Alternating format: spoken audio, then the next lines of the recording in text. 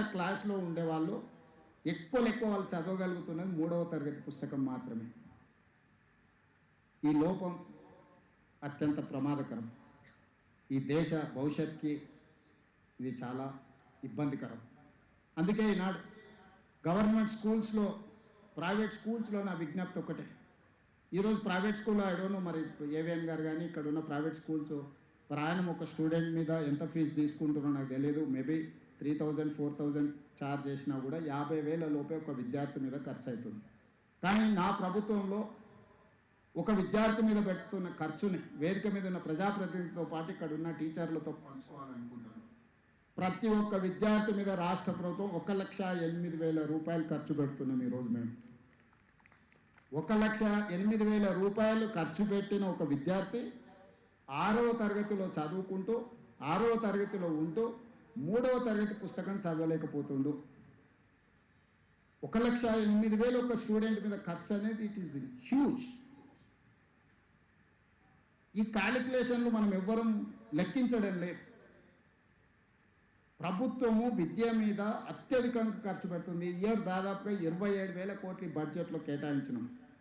మన బడ్జెట్లో 8.3% మన బడ్జెట్లో ఖర్చు పెడితే నిజంగా నాణ్యత కలిగిన విద్యను అందించలేకపోవడం అనేది.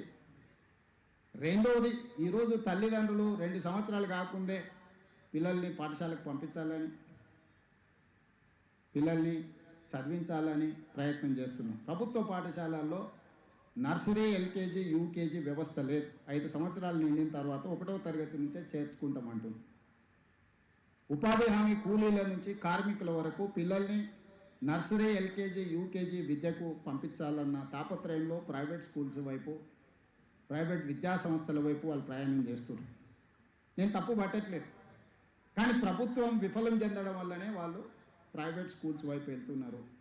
అందుకే ఈ సంవత్సరం నుంచి గవర్నమెంట్ స్కూల్స్లో నర్సరీ, ఎల్కేజీ, యూకేజీని కూడా ఇప్పుడు రాష్ట్ర ప్రభుత్వము ప్రవేశపెడుతుంది. వచ్చే అకాడమిక్ ఇయర్ నుంచి నేను నర్సరీ, ఎల్కేజీ, యూకేజీలో పేద పిల్లల్ని ప్రభుత్వ పాఠశాలలకు తేకపోతే 3 సంవత్సరాలు ప్రైవేట్ స్కూల్లో చదువుకున్న తర్వాత 4వ సంవత్సరం మళ్ళీ ప్రభుత్వ పాఠశాలలు చేరడం అనేది జరగదు. ఈరోజు నాకు కొన్ని స్కూళ్ళల్లో 9 మంది టీచర్లు ఉంటే 5 మంది స్టూడెంట్స్. ఈ 9 మంది టీచర్లు ఎవరికి చదువు చెప్పాలి? 5 మంది స్టూడెంట్స్కి. వాళ్ళు వంతుల వారీగా పెట్టుకుంటే వాళ్ళకి 15 రోజులకు ఒకసారి వస్తుంది డ్యూటీ. అన్ని సంతకాలు ఒకడే పెడుతుండు, ఏదో నడిచిపోతుంది. అది వాళ్ళ తప్పు కాదు, సొసైటీ యొక్క తప్పు. మనం దాని మీద ఫోకస్ చేయకపోవడం వల్ల ఈరోజు ఇంకా కొంచెం స్టాటిస్టిక్స్ నేను ఇవ్వదలుచుకోను. రాష్ట్ర ప్రభుత్వ ఆధ్వర్యంలో 26,000 పాఠశాలలు ఉన్నాయి. 26,000 పాఠశాలలు నా దగ్గర ఉంటే నా దగ్గర ఉన్నది 18 లక్షల మంది విద్యార్థులు. అదే ప్రైవేట్లో 11,000 పాఠశాలలు ఉంటే 33 లక్షల మంది విద్యార్థులు ఉండు. మరి ప్రైవేట్లో 11,000 స్కూళ్ళల్లో 33 లక్షల మంది విద్యార్థులు ఎట్లుంటారు? ప్రభుత్వంలో 26,000 పాఠశాలలు ఉంటే నా దగ్గర 18 లక్షల స్టూడెంట్స్ మాత్రమే ఎందుకున్నారు? ఈరోజు ప్రజాప్రతినిధులు అందరం, వేదిక మీద ఉన్న పెద్దలందరూ, యువమిత్రులు అందరూ ఆలోచన చేయాలి. మనం ఎక్కడ సమాజము, ఎక్కడ విఫలం చెందినము, ఎక్కడ ఎడ్యుకేషన్ సిస్టమ్ డిరేల్ అయింది, ఎక్కడ ప్రజాప్రతినిధులుగా మనము కొన్ని కఠినమైన నిర్ణయాలు తీసుకోవాల్సిన అవసరం ఉన్నది. రాజకీయాలకు అతీతంగా ఇది ఆలోచన చేయాల్సిన సందర్భం. ఈ వేదికను చూసినాం, నాకు సంతోషమైంది. కనీసం కొంత క్వాలిటీ డిస్కషన్, డిబేట్, కనీసం మనసులో ఉన్న ఆలోచనలను పంచుకుంటే కేంద్ర ప్రభుత్వంలో ఉన్న పెద్దలు కానీ ప్రజాప్రతినిధులు కానీ ఎక్కడో ఒక దగ్గర ఈ సిస్టమ్ని ఎంపవర్ చేయడానికి మాట్లాడతారని నేను భావిస్తున్నాను. ఈరోజు మనందరం ఆలోచన చేయాలి, సమాజం కూర్చొని ఆలోచన చేయాలి. విద్య కోసం తాపత్రయపడాల్సిన పని లేదు. ప్రతి గ్రామంలో స్కూల్ వచ్చింది, సింగిల్ టీచర్ స్కూల్స్ వచ్చినాయి. ప్రతి తండా కానీ గూడ కానీ సింగిల్ టీచర్ స్కూల్స్ వచ్చినాయి. ప్రతి 3 కిలోమీటర్స్ లోపల అప్పర్ ప్రైమరీ స్కూల్ వచ్చింది. ప్రతి 5 కిలోమీటర్స్లో హై స్కూల్ వచ్చింది. ప్రతి మండలంలో జూనియర్ కాలేజ్ వచ్చింది. ప్రతి నియోజకవర్గంలో డిగ్రీ కాలేజ్ వచ్చింది. ప్రతి రెవెన్యూ డివిజన్లో ఇంజనీరింగ్ అండ్ మెడికల్ కాలేజీలు వచ్చినాయి. క్యాంపస్లు వచ్చినాయి. యూనివర్సిటీలు వచ్చినాయి. దాదాపుగా 12-13 యూనివర్సిటీలు ఉన్నాయి. ఇవన్నీ కరెక్టే, వీటన్నిటిని ఆమోదిస్తాం. కానీ నాణ్యత ఎక్కడున్నది? సాంకేతిక నైపుణ్యం ఎక్కడున్నది? ఈరోజు నాణ్యమైన విద్యను అందించకుండా సాంకేతిక నైపుణ్యాన్ని మన యువతకు నేర్పకపోతే ఈ ఏఐ సునామీలో వీళ్ళు ఏమి ప్రయోజకులు కాని పరిస్థితి వస్తే ఈ దేశం ఎదుర్కోబోయే సమస్య ఎంత తీవ్రమైనదో ఈరోజు వేదిక మీద ఉన్న మనందరం ఆలోచన చేయాలి. అందుకే ఈరోజు రాష్ట్ర ప్రభుత్వం కొన్ని అంశాలలో మాకు భిన్నాభిప్రాయాలు ఉండొచ్చు, కొన్ని అంశాలలో భేదాభిప్రాయాలు ఉండొచ్చు. నాకు తెలిసి విద్యకు వైద్యానికి సంబంధించి కిషన్ రెడ్డి గారు కానీ, రఘునందన్ రావు గారు కానీ, లేకపోతే మా మిత్రులు వేదిక మీద ఉన్న ఎమ్మెల్సీలకు, మా అరుణమ్మ గారు కానీ, మాకెవరికి భిన్నాభిప్రాయాలు లేవు.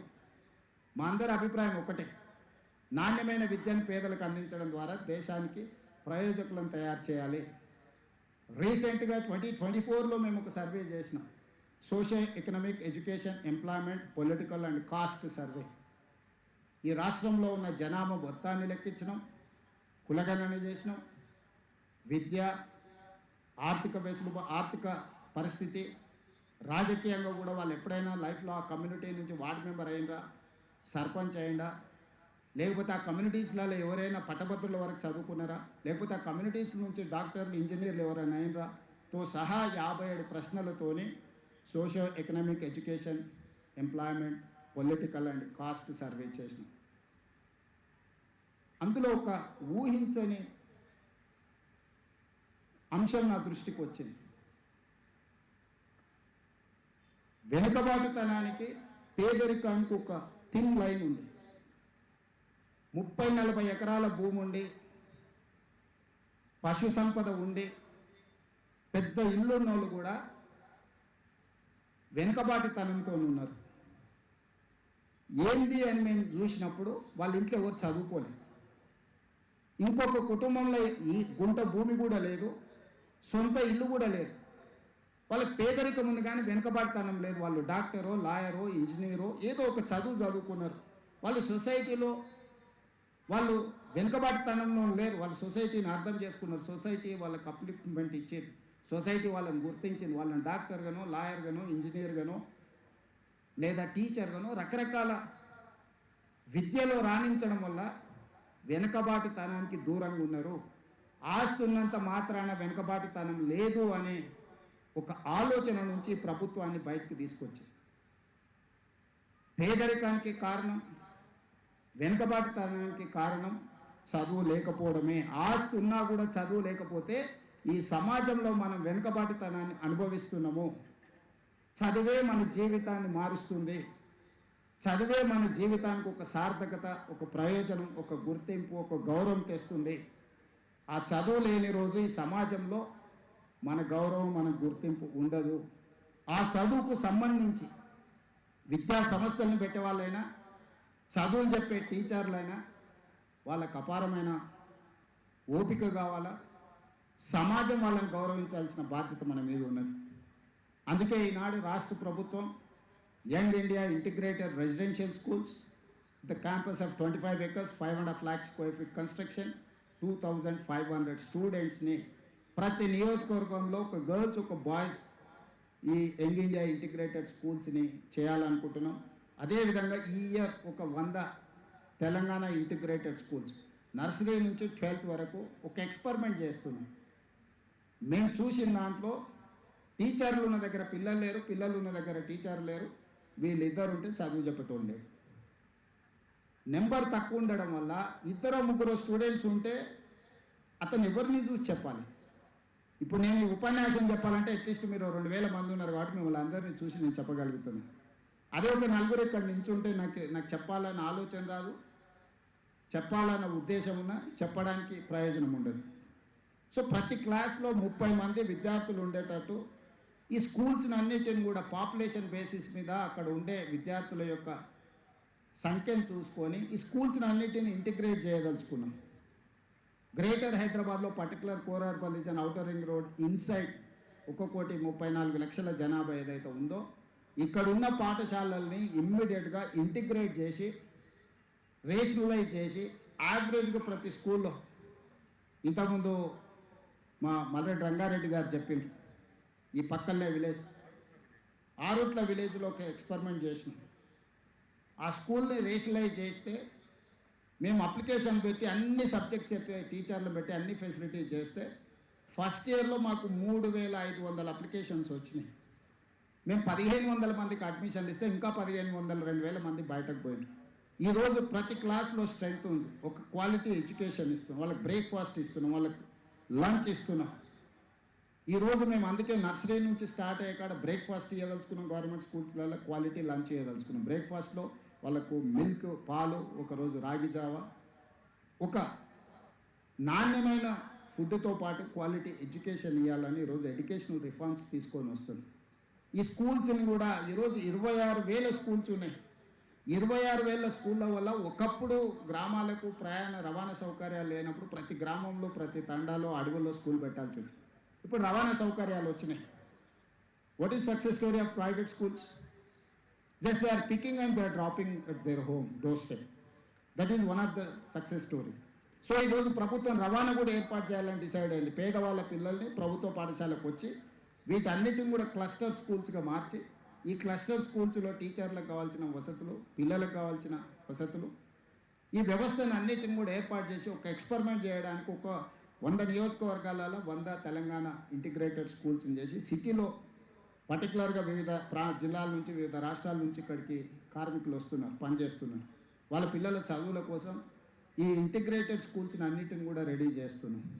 అందులో నర్సరీ నుంచి 12th క్లాస్ వరకు కంప్లీట్గా కంటిన్యూషన్ ఎడ్యుకేషన్ ఇవ్వడమే కాకుండా అన్ని వసతులు ఇవ్వాలని ఈరోజు ఒక ప్రయత్నం చేస్తున్నాం. ఎడ్యుకేషనల్ రిఫార్మ్స్ అవసరం ఉన్నది. తెలంగాణ ఎడ్యుకేషన్ పాలసీని తయారు చేసుకోవాల్సిన అవసరం ఉంది. తెలంగాణకి స్కిల్కి ఒక పాలసీని అడాప్ట్ చేసుకోవాల్సిన అవసరం ఉంది. స్పోర్ట్స్ ఈ క్యాంపస్కి వస్తే మీకు క్రీడలు కానీ పిల్లలకు ఒక సెక్యూర్ ఫీల్ ఉంటుంది, ఒక కాన్ఫిడెన్స్ లెవెల్ ఉంటుంది. మీరు ఈ వ్యవస్థలు ఇవ్వనప్పుడు ఆ పిల్లలకి ఒక మానసిక ఈ క్యాంపస్ చూసిన తర్వాత చదువులో రాణించకపోయినా పర్వాలేదు, క్రీడల్లో రాణించవచ్చు. ఇప్పుడు మేము తెలంగాణలో Nikhat Zareen world boxing champion తీసుకొస్తే గ్రూప్ 1 జాబ్ అన్ని రూల్స్ ఎగ్జామ్ చేసి గ్రూప్ 1 జాబ్ ఇచ్చిన DSP. Sirajuddin world cup cricket champion, fail 12th class, అన్ని రూల్స్ ఎగ్జామ్షన్ ఇచ్చేసి క్యాబినెట్లో పెట్టి గ్రూప్ 1 జాబ్ ఇచ్చిన. ఈరోజు డిఎస్పి సిరాజుద్దీన్ అని చెప్పుకోగలుగుతున్నాడు క్రీడల్లో రాణిస్తే. దీప్తి జువాంగి అని పారా ఒలింపిక్స్లో సిల్వర్ మెడల్ తీసుకొస్తే గ్రూప్ 2 జాబ్ ఇచ్చిన. ఈరోజు చదువులే కాదు, క్రీడల్లో రాణిస్తే కూడా భవిష్యత్తు అద్భుతంగా ఉంటుంది. నరేంద్ర మోడీ గారు 2034లో ఇండియాలో ఒలింపిక్ క్రీడల్ని స్పాన్సర్ చేయడానికి ప్రయత్నం చేస్తారు. 2034లో ఈ దేశంలో నరేంద్ర మోడీ గారు ఒలింపిక్ క్రీడల్ని స్పాన్సర్ చేసినప్పుడు తెలంగాణ రాష్ట్రం నుంచి గోల్డ్ మెడల్స్ ఒలింపిక్స్లో సాధించాలనేదే నా లక్ష్యం. అందుకే ఈరోజు యంగ్ ఇండియా స్పోర్ట్స్ యూనివర్సిటీని పబ్లిక్ ప్రైవేట్ పార్ట్నర్షిప్లో స్టార్ట్ చేసిన. Government is only facilitator. Sanjay Goenka, Kapil Dev, Abhinav Bindra వీళ్ళందరూ బోర్డ్ ఆఫ్ డైరెక్టర్స్. సో స్పోర్ట్స్లో ఉన్న వాళ్ళను, ఇండస్ట్రీస్లో ఉన్న వాళ్ళను, ఉపాసన ఇలాంటి వాళ్ళని అందరినీ కూడా, కావ్య మారన్ వీళ్ళందరూ కూడా మన sports university board of directors.